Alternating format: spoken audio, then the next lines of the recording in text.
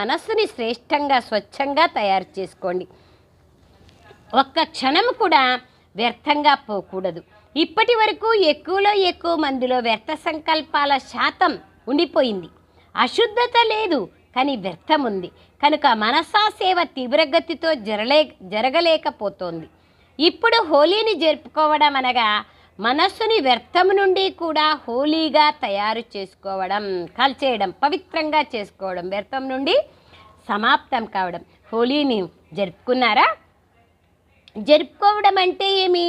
తయారు కావడమే కదా. ప్రపంచంలోని వాళ్ళైతే రంగురంగుల కలర్ రంగుల్ని వేసుకుంటారు కదా, దాన్ని జరుపుకుంటారు. కానీ బాబ్దాదా పిల్లలందరిపైన దివ్య గుణాల దివ్యశక్తుల జ్ఞాన గులాబీ రంగును వేస్తున్నారు. ఈరోజు వతనంలోని మరో సమాచారం కూడా ఉంది. ఆత్మిక సంభాషణకు సంబంధించిన ఒక సమాచారాన్ని